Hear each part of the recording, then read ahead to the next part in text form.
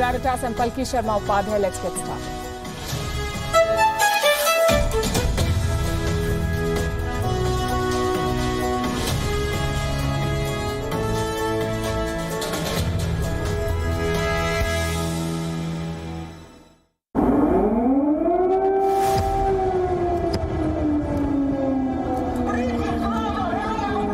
Риски в сфере безопасности создали такие, что другими средствами отреагировать было невозможно.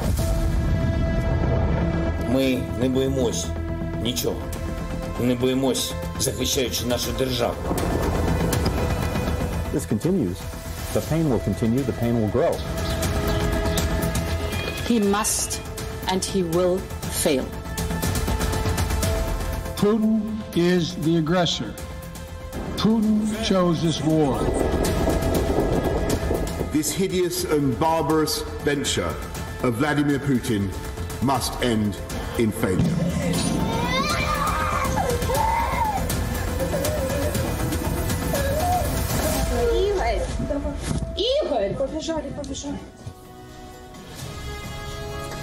War, they say, is the continuation of politics by other means. Russia's war on Ukraine is no different. Putin is negotiating with missiles, trying to bend Ukraine into submission using brute force. The West is hiding behind hollow words, wielding the blunt weapon called sanctions. The president of Ukraine today said he spoke to 27 leaders, 27 European leaders, on whether Ukraine will be able to join the NATO. Not one of them answered. They're afraid, he says. And this hypocrisy makes the West almost as guilty as Moscow. They did not offer Putin the so-called security guarantees he demanded, and they won't offer Zelensky the military support he needs now. So what's the way forward?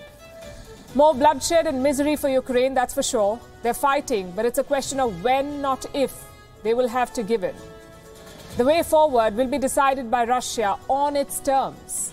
On Gravitas tonight, as we bring you the latest on the war, we're also looking at the politics around it and decoding India's strategic calculation on not slamming Russia.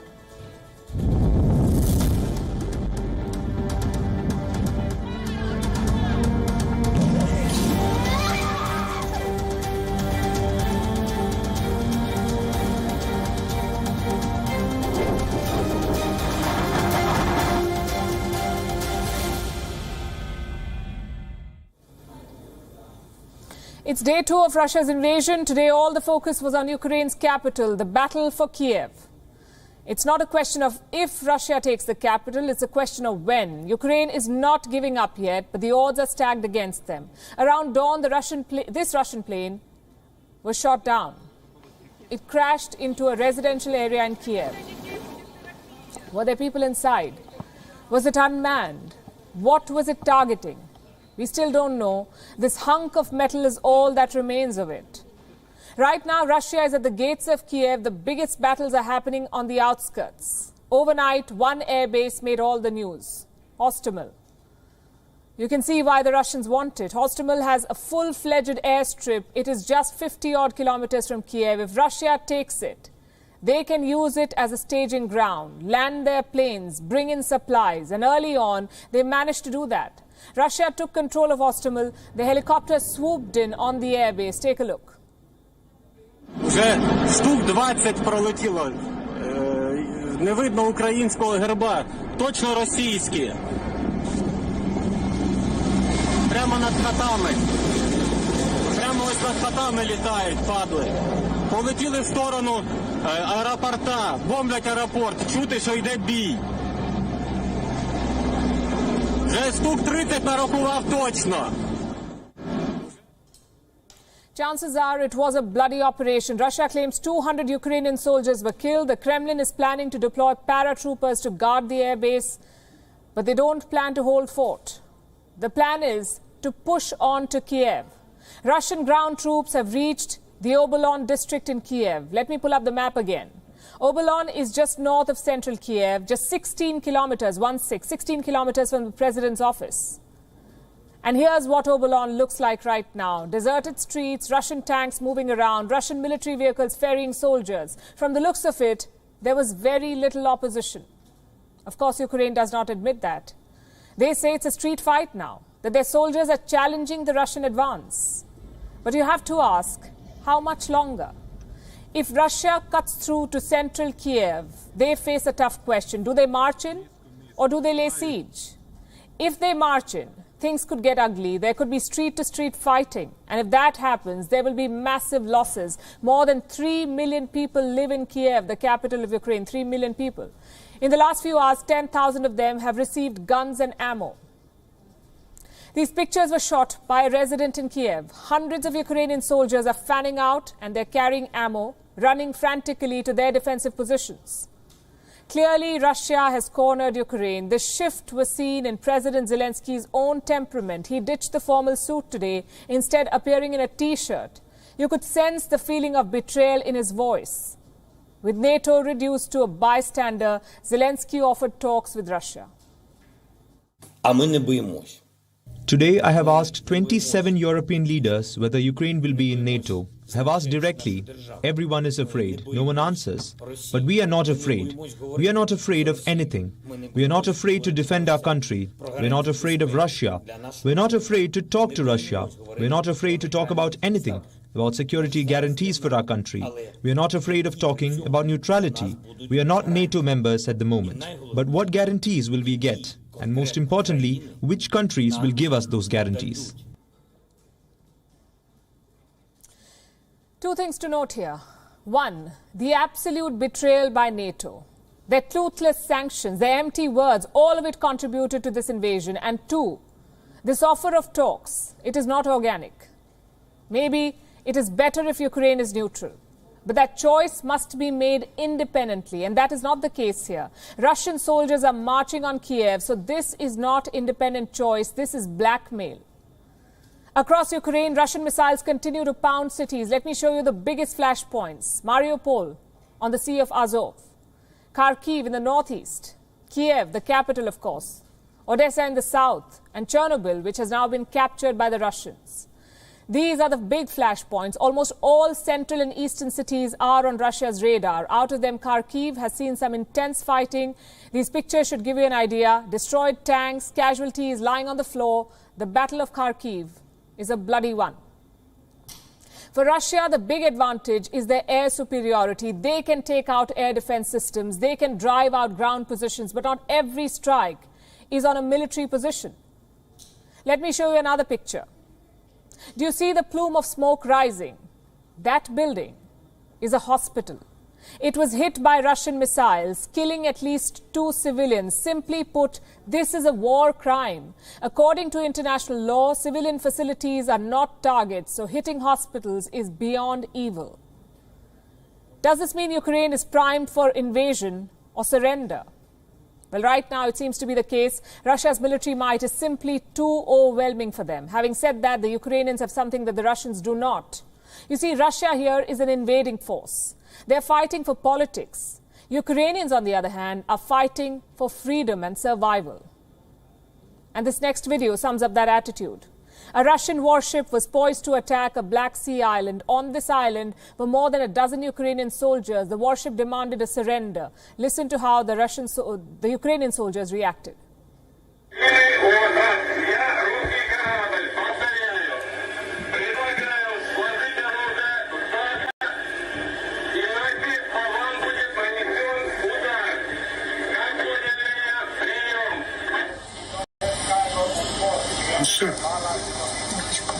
Нахуй тоже надо.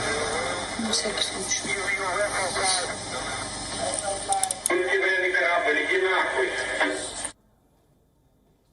We're not sure how the story ended. Some reports say all 13 soldiers were killed, that the naval base was captured. Either way, it's an example of Ukraine's spirit. With enough help, they could have repelled the Russians. But the West failed. With their military aid, with their sanctions, and with their false promises, this failure has put Ukraine at Russia's mercy. So Kyiv is bracing for an attack, and the world is praying for Kyiv. There are anti-war protests around the world. Let me show you some.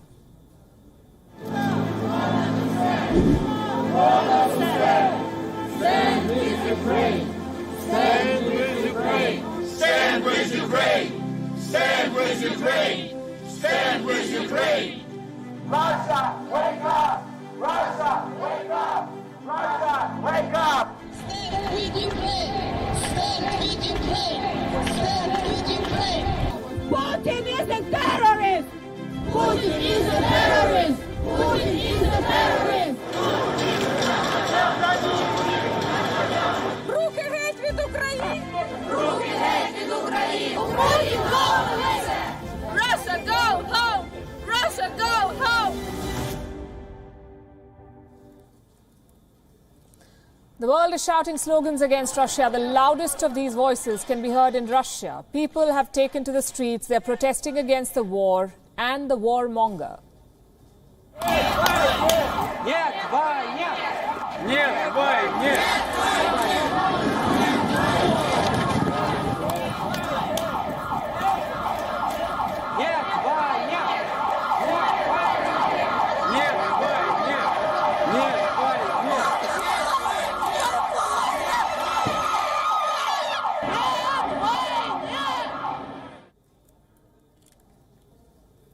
People want countries to come together. They want countries to do more, to do all they can and stop the war. But are our world leaders listening? Are they doing enough? Let's look at how leaders are responding to Russian aggression. When Russia recognized Donbass, the West slapped sanctions. Now Russia has invaded Ukraine, gone way beyond Donbass, killed civilians, captured Chernobyl, separated families. As we speak, Russian troops are advancing towards Kyiv. You know what the US president is doing about all of this? Still slapping sanctions. Joe Biden says this time he's sanctioning Russian banks, cutting off their assets, even hurting the Russian economy. Would you believe it? We will limit Russia's ability to do business in dollars, euros, pounds, and yen to be part of the global economy. We'll limit their ability to do that. We're going to stunt the ability to finance and grow the Russian military. This is a premeditated attack. Vladimir Putin has been planning this for months, as we've been saying all along. Let me repeat what I've been saying for weeks now. Sanctions do not work. And since the US knew about this invasion, could it have done more to stop it? Remember, they promised to walk the extra mile. 3 weeks back, the West was talking about moving mountains, leaving no stone unturned, and doing everything they could to protect Ukraine.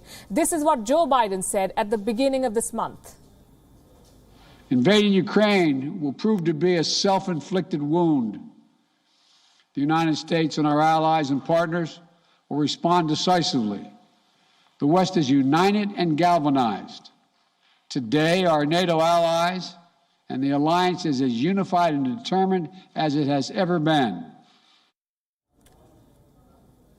Hollow words then, hollow words now. Ukraine has been invaded and Biden's only weapon is still sanctions. It's a blunt weapon. It hasn't even touched the Russian energy sector, let alone the Russian president. In a way, Putin has called Biden's bluff on Ukraine. A journalist recently asked Biden if he'd underestimated the Russian president. Biden had no answer. Listen to what he said. Did you underestimate Putin? He has much larger ambitions in Ukraine. He wants to, in fact, reestablish the former Soviet Union.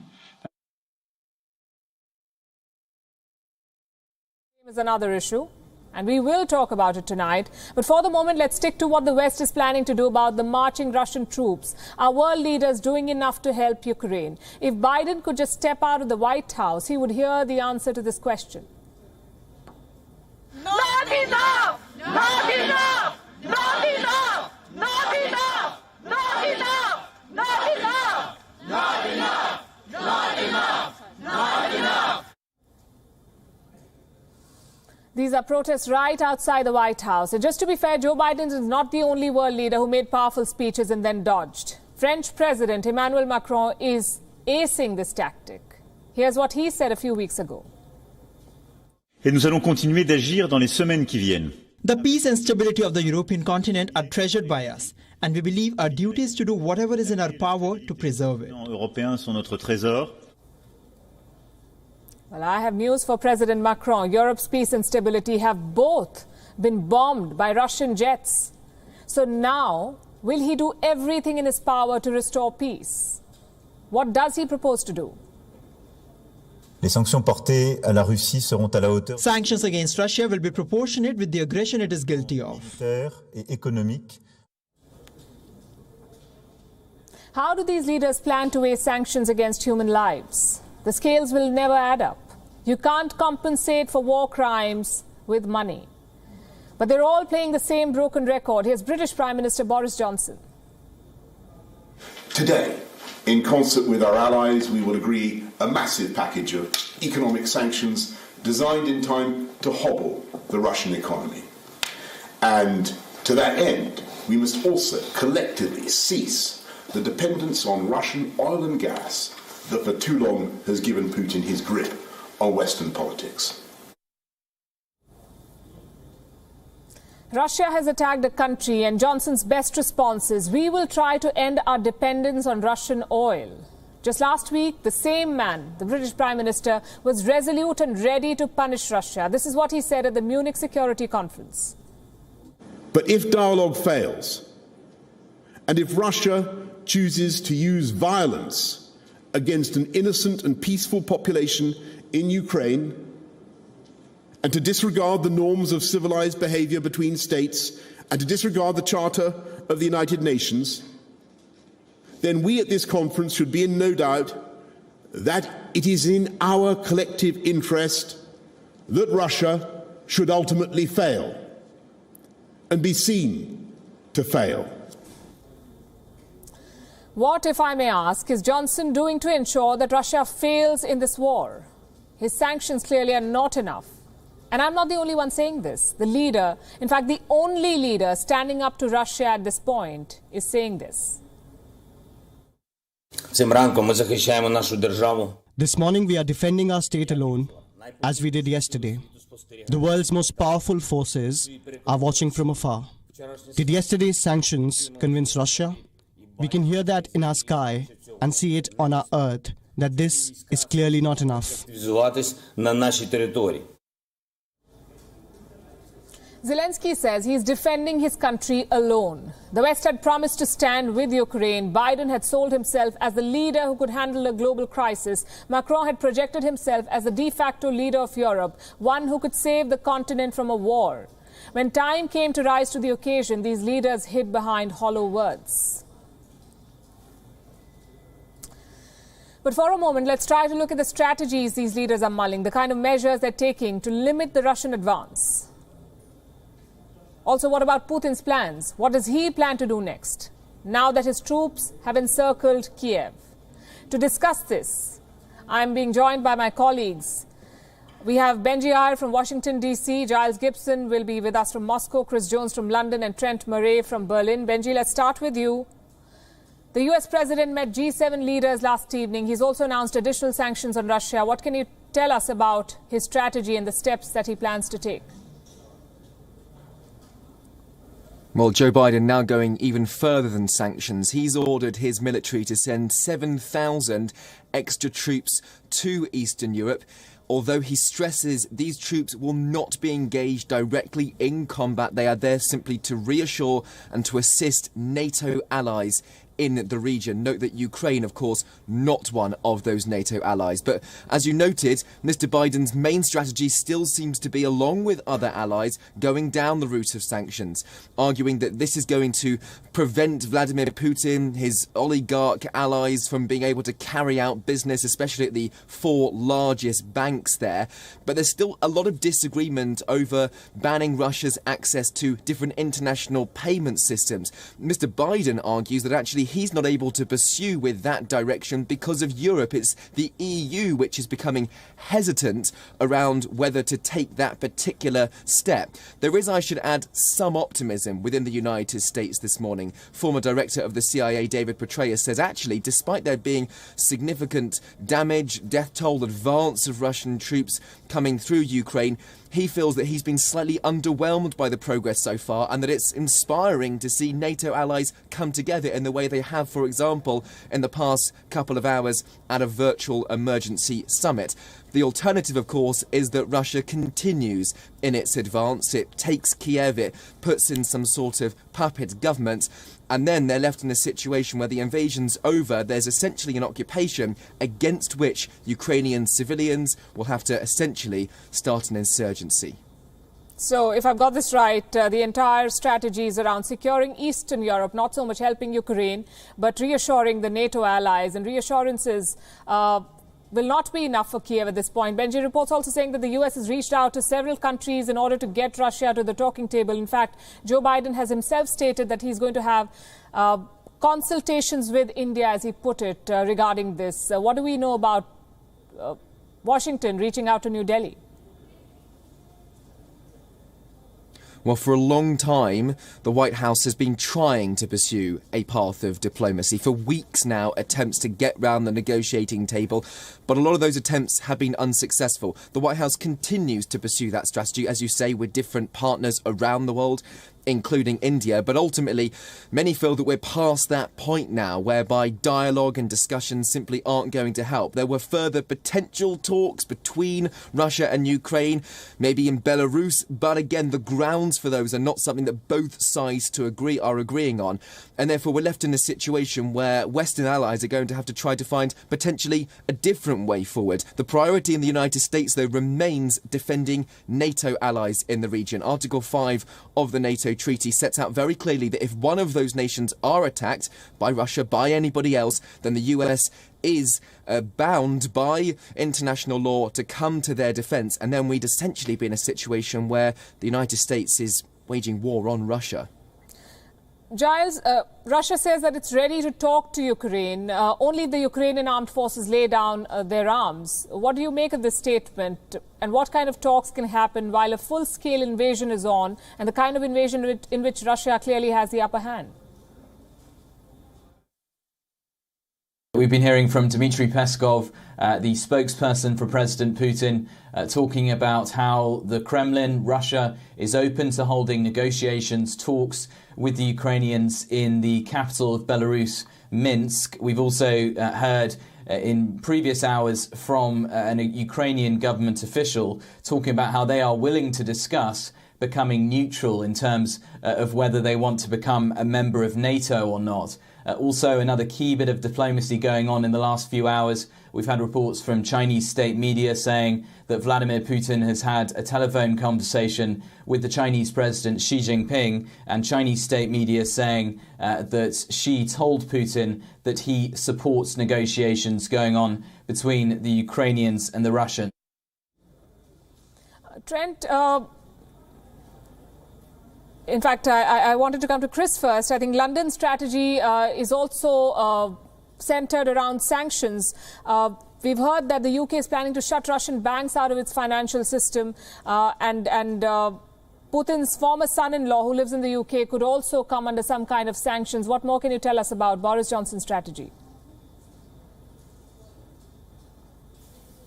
Yeah, well, Boris Johnson and the UK government has placed many sanctions on hundreds of businesses, Russian oligarchs, and also certain wealthy individuals as well. We've heard earlier that Boris Johnson had a conversation with Ukraine's President Zelensky over what more could be done. Zelensky is basically pleading with his Western allies, saying that not all sanctions have been exhausted just yet. Really, the strategy revolves around damaging Russia economically and making sure that they can no longer afford to essentially push any further into Ukraine. Now, one of the things that they haven't put in place, that the UK hasn't sanctioned on Russia, is the removal of the Russian kind of traders from the financial global system, SWIFT. Now, SWIFT is essentially a huge financial system that allows countries, businesses and traders to make overseas payments more easily. Trillions of dollars are made each day through this system. Now, Foreign Secretary Liz Truss in the UK says that the UK is working with allies to exclude Russia from SWIFT, from the SWIFT financial system as soon as possible. Now, that's not been put in place just yet, but conversations are ongoing with NATO and with EU allies to see if they can make that happen.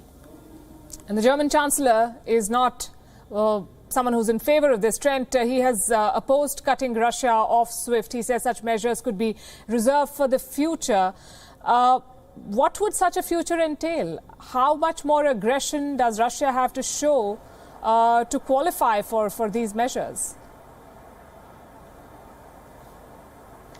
Yeah, it's really interesting, isn't it? Because less than 48 hours after Germany was getting international praise for halting Nord Stream 2, it once again finds itself having to answer some very uncomfortable questions within its alliances. Of course, the main issue now is that removal of Russia from the SWIFT banking system. That would be an immediate and strong move that would really rattle the Russian economy, because it would effectively mean they could no longer transfer money back and forth overseas. Now, I've been trying to get an answer today from the German government about why they are so resistant to do this, and what I've been pointed to is a statement by the spokesperson for the German Chancellor. He's spoken about this this afternoon. They've given several reasons. I'll let you decide whether they're satisfactory. One is it's technically very complex to do. Secondly, it would massively affect German businesses that are doing business with Russian businesses. Three, it would mean that there's a high risk that Germany would no longer be supplied with gas. In other words, they'll have no one to send the money to pay the gas for Germany. Now, of course, you have to remember Germany gets about 50% of its gas from Russia, so it's very nervous about any disruptions to supplies and what that could cause. I'm not sure those answers will satisfy other members of the EU who are now lining up in a greater number demanding that Russia be kicked out of the SWIFT system. Well, I would say the degree may vary, but this could be said of all the leaders in the Western Bloc who've put their own interests, I think, above Ukrainian interests at this point. But thanks very much. We'll be tracking the story with all of you, Benji, Giles, Chris and Trent. Thank you for those updates from 4 different capitals shaping this conflict. Let's now head to the epicenter of this conflict, Kyiv. For the last 24 hours, it has been under a curfew.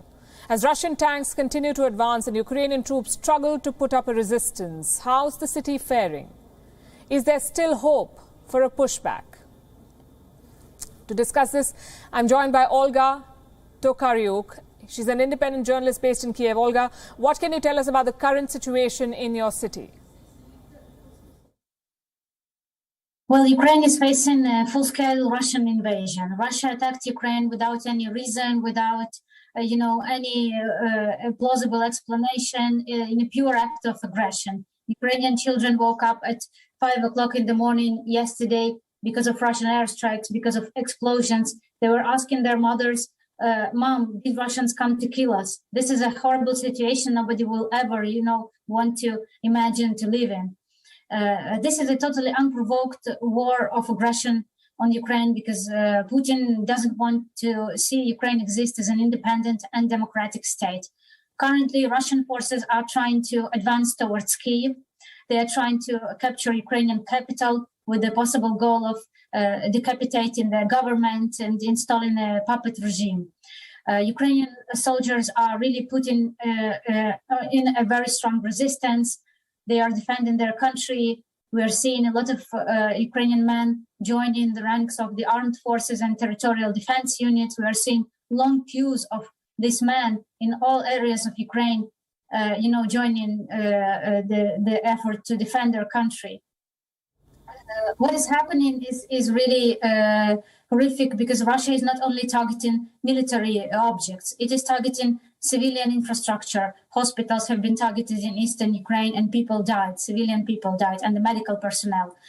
Russia is targeting residential areas in Kyiv, in Kharkiv, in other locations of Ukraine. Children are dying. So this is a full, act of aggression against the sovereign state. War crimes are being committed. We are seeing images coming in of Russia using cluster munitions.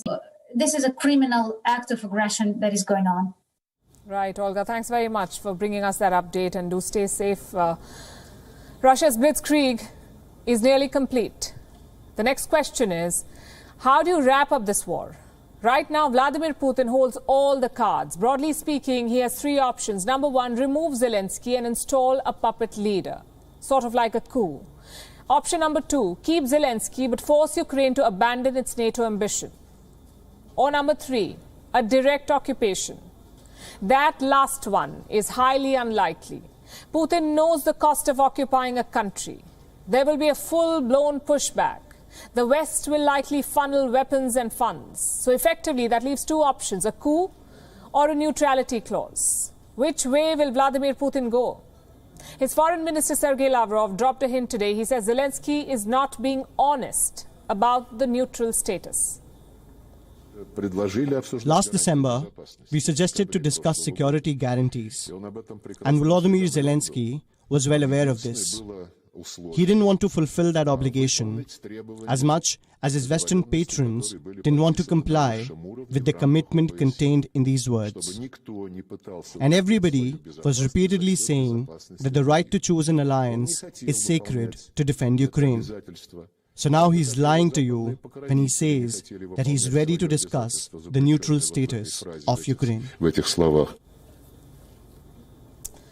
So here's where things stand. Putin wants to create a neutral Ukraine, but not under Zelensky. He basically wants Kyiv to do two things. One, demilitarize or dismantle their military capabilities. And two, become a neutral state between Russia and NATO. Zelensky has already said he's ready for talks, and Putin has responded. He's open to sending a high-level delegation to Minsk. I have to say this does not look good for Ukraine. Zelensky is losing on the battlefield. No two ways about this. Those losses cannot be reversed at the negotiation table. As for Putin, he is winning on the battlefield and he will not sacrifice those wins at the negotiation table. So whichever way you look at it, it's a loss for Ukraine. Chances are Putin will make humiliating demands. Joining the NATO will be out of the question, of course. Ukraine's military may be dismantled. The constitution may be changed. On paper, it will be neutral, but effectively, Ukraine will be Russia's satellite state. And this is a dangerous template. You cannot redraw borders with force. You cannot negotiate by waging war. Vladimir Putin is single-handedly ripping up international rules. If Ukraine surrenders, if Ukraine is forced to become a neutral state, it will no doubt encourage other rogue nations. But all of that is in the future. For now, let's return to the battlefield in Ukraine. How will Putin wrap up this war? Well, here's what Ukrainian intel reports claim. This is what they believe is going to happen. Step one, Russia will intensify attacks along the border. This will draw Ukrainian troops away from Kyiv towards the border. Step two, Russia will capture an airport near Kyiv. They've already done that. They've ticked this box. The Hostomel airbase is under Russian control, as we just told you. Step three, cut electricity and create panic in Kyiv. Russia is hoping for arson and looting in the city. This is Ukrainian intelligence. Step four, a cyber attack on Ukrainian government agencies, basically cripple their ability to communicate with the people. Step five, use refugees to block highways out of Kyiv. This would make it hard for Ukrainian soldiers to enter the capital. How will the troops move? The highways will be blocked. Step six, capture government buildings. Step seven, seize the leadership and force them to sign a peace deal. And this peace deal could be a partition, East and West Ukraine, like East and West Germany. Having said all of this, we have to remember one thing. This is war. Nobody can predict if things will play out exactly the same. But here's what we can say. If Putin stays on the battlefield, he is guaranteed success. If he opts for diplomacy, he may not succeed. So why would Putin abandon a winning position? He won't. Plus, will Putin be happy with partitioning Ukraine? We all know what happened in Germany. West Germany flourished while the East suffered. Does Vladimir Putin want to risk another Berlin Wall? Whatever happens next will happen on Russia's terms, that's for sure, on Russia's timetable, and based on Russia's interests. The hardest-hitting stories from Ukraine, though, are not about military positioning or Russian aggression or the failure of diplomacy. They're stories of survival, the stories of those living this nightmare. I'm talking about the people of Ukraine. They have been on a hybrid war with Russia for 8 years now. Many of them have bomb shelters in their homes. A lot of them have military training. Ukrainians thought they were prepared for an escalation when it comes. But never did they imagine the conflict would take such a bloody turn. Ось і прийшов руський мір.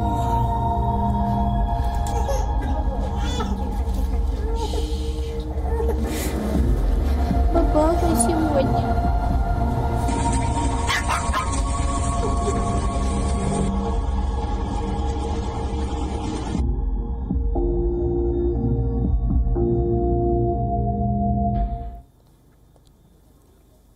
Today, Ukrainians are living a nightmare. Their lives have been turned upside down. They're being forced to leave their homes. They're being forced to evacuate their hometowns. Let me show you the images of a father saying goodbye to his daughter. The little girl is leaving the town with her mother, but the father cannot join them. All men aged 18 to 60 cannot leave Ukraine. They must stay back to fight. The father is not sure if he'll see his daughter again.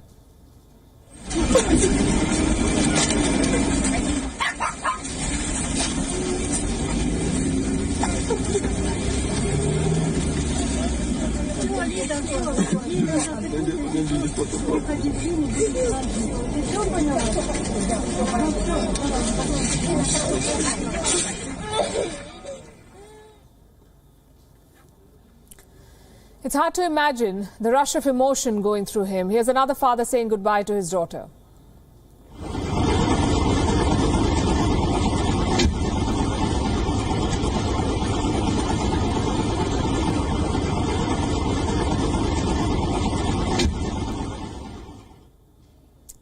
This Ukrainian woman has crossed over to Hungary, but she does not know where to go next.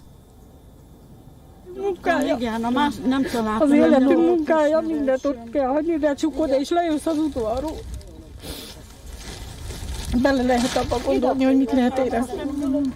had to leave behind everything, our whole life's work. It's a terrible feeling to leave your yard. You can't imagine how I feel now. Many Ukrainians have refused to leave. They say Ukraine is their country and they won't let Putin take them out of their motherland. I will stay here. We are not going to leave the city. It's our country, our city, and we love it. We are going to stay here and we won't leave. But life in Ukraine will never be the same again. It has changed drastically in the last 2 days. Hospitals are not safe anymore. Newborn babies are now spending their first day in bomb shelters. Their cries are being drowned by the noise of shells and bombing.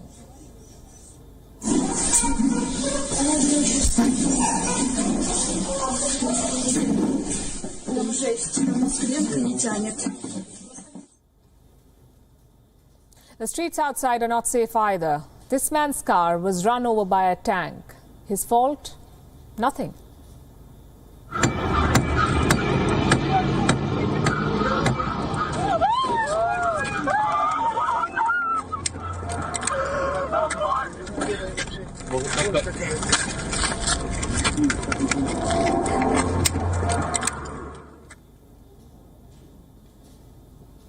Bombs are also dropping on apartment buildings. After flattening Ukraine's military infrastructure, Russia is going after Ukraine's people.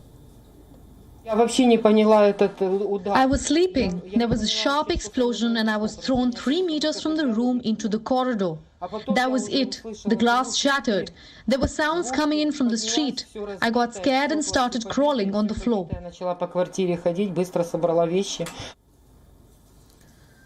Another Kyiv resident was found sweeping shattered glass and wiping her tears, all the while she sang Ukraine's national anthem to console herself.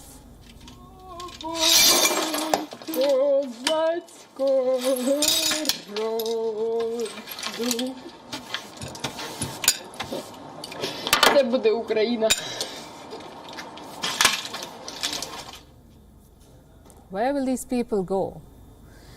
They've become vulnerable in their own homes. Roads and hospitals have come under attack. Even schools are not safe anymore. What you see on your screen was once a classroom. Many Ukrainians are now holed up in metro stations and bomb shelters. They're scrambling for space, hoping to find a safe place for themselves and their loved ones.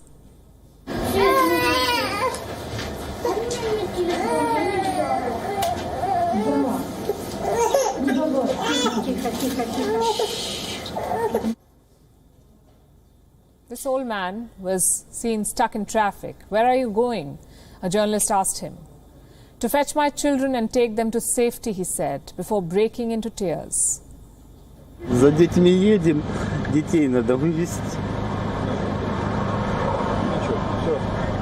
Все образуется.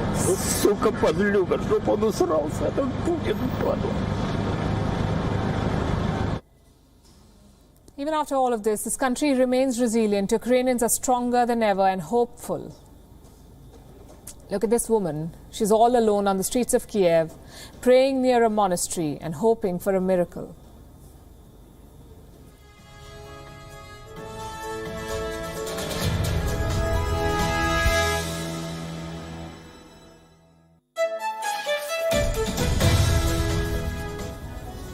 Also hoping for a miracle are Indian nationals stuck in Ukraine. Most of them happen to be students. The Russian invasion has left them stranded. They want to return, but cannot. The airspace is shut, trains are suspended, the borders are clogged. These students have nowhere to go. Their last hope is the Indian embassy in Kyiv. It is doing enough. Is it doing enough to get these students back to India? Our next report explores.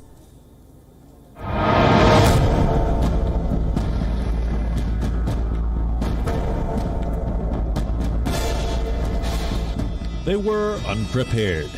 हम लोग यहाँ पे botany शाद में हैं और यहाँ पे बहुत ज़्यादा बॉम्बिंग हो रही है. They were caught off guard. The Indian cards are not working in some ATMs over here. So that is also one of the problem which we are facing. Like, we have the money in our Indian cards, but we are unable to withdraw that money from them. They're running low on supplies. Yeah, there are actually many students who are very much panicked and they are very much afraid. They're longing to return home. Our parents are panicking in India. This is the story of Indian students stuck in Ukraine before Russia launched its offensive. 20,000 of them were present in the country. At least 4,000 have managed to leave since, but the rest still remain stranded. Based on the online registration process that was conducted by our embassy, we found that there were close to about 20,000 Indian nationals, including students in the Ukraine. Of these, about 4,000 have since left the country. The imposition of martial law has made movements incredibly difficult for these students. Train services have been suspended. The Ukrainian airspace has been shut, and the border crossings are clogged. Their last hope is the Indian embassy in Kyiv. On Thursday, over 200 Indian students gathered outside the embassy office in a bid to find shelter. They were immediately let in. The Indian ambassador himself reassured them about their safety. I would like to assure all of you that the Embassy of India continues to operate around the clock, looking out for the safety and security of all Indians here. With the news of the war, the airspace has been blocked, therefore our special flights have been affected. Roads are also choked and train services have been disrupted. And if you're stranded in Kyiv, then reach out to friends, families, Indian community members and the Indian embassy. We are in touch with the authorities here regarding the safety and security of the Indian citizens. How does the embassy plan to take them back home? Through neighboring countries. Embassy officials have stationed themselves at over 4 checkpoints along Ukraine's border. This includes the Zahony border post in Hungary, the Korzowa checkpost in Poland, the Vyzna-Nemek border in Slovakia, and the Sasiava border in Romania. Indian students have been asked to leave Ukraine by contacting embassy officials at these checkpoints. On Friday evening, the first batch of Indian students left Ukraine through the Romanian border. They were transported there in special buses. But not every student has been as fortunate. At Ukraine's border with Poland, a group of 40 students had to walk several miles because their bus reportedly did not have the required permit. In the city of Kyiv, some students plan on not leaving at all. They've decided to weather the storm and wait for things to get back to normal. I don't think so it is that much to be worried.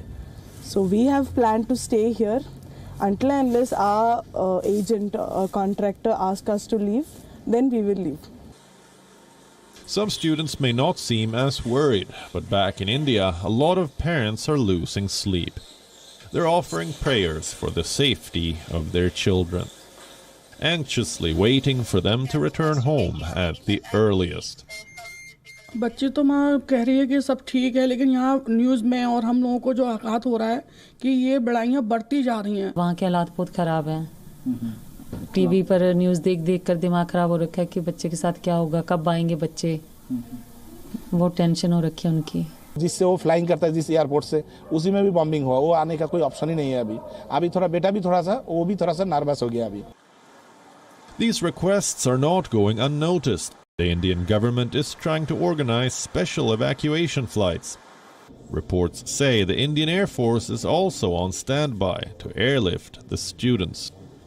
All options are being explored, says New Delhi. That said, one question remains. When every country was issuing advisories, why then did India wait for the last minute? Bureau Report, WION, World is One. Many questions will be asked about India's reaction. Why did New Delhi not condemn this invasion? Why did New Delhi not stand up for sovereignty? The fact is, this is geopolitics. There are no straight answers here. On social media, you will hear many such arguments. Ukraine never helped us in the past, so why should we help Ukraine? The West never gave us military technology, so naturally we should support their rival Russia. Such arguments are simplistic. They do not cover the complexities of geopolitics. On Thursday, Prime Minister Narendra Modi spoke to President Putin. Apparently, the call was requested by Moscow. Here's what the Indian readout said. Prime Minister appealed for an immediate cessation of violence and called for concerted efforts from all sides to return to the path of diplomatic negotiations and dialogue. Well, that's what Ukraine wants too. Immediate cessation of violence. But here's what the critics say. Russia is the aggressor here. Russia chose this war. Russia is waging this war. Then how can all sides return to diplomacy? This has been India's consistent position. Only talks and restraint can resolve the crisis. During December and January, this was fine. Russia was threatening an invasion, but war had not broken out. Now the situation is different though.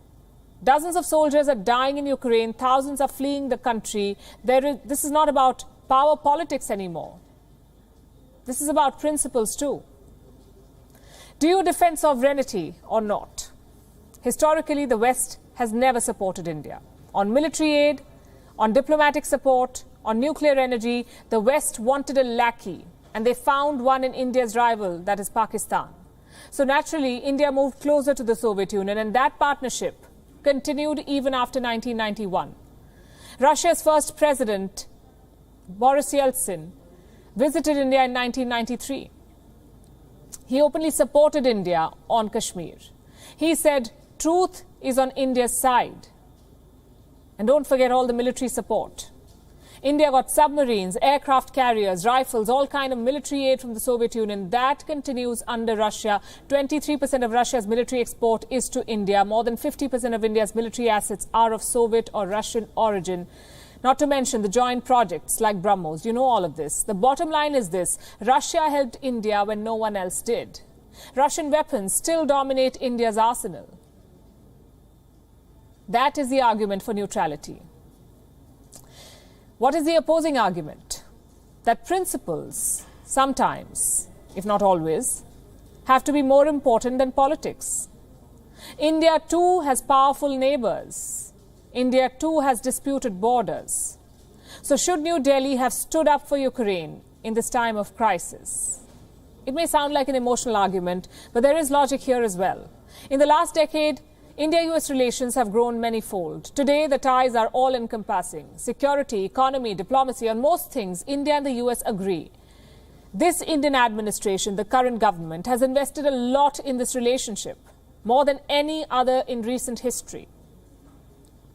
Will India's ambivalence on Ukraine hurt this relationship with America? It is certainly possible. The United States can sanction India for buying Russian weapons. Rumor is Joe Biden was considering a waiver on CATSA for buying the S-400 missile defense system, but this decision could change Biden's mind. And all of these things would have been considered by Indian policymakers. Like I said, it's not a simple choice of US or Russia. This choice has massive implications for India's security. If you pick the West today, you're effectively betting on the US, on defense, on China, on everything. And right now, that is a huge risk. America is notorious for abandoning allies. We saw that with the Kurds. We saw that with Afghanistan. And now we are seeing it with Ukraine. So picking the West would have been a massive risk. Does this mean India has abandoned Ukraine? Well, Kyiv at least seems to think so. Their envoy to India had appealed for New Delhi's intervention. Now he says India's response is quote-unquote dissatisfying. Later today, India will have to choose again. The United Nations Security Council is voting on condemning the Russian aggression. Will India support it or abstain? Conventional wisdom says India will abstain. Whether it's the right call or not, only time, as they say, will tell. We'll wrap the show with that. We'll continue tracking this story for you. Thanks very much for watching. We'll see you on Monday.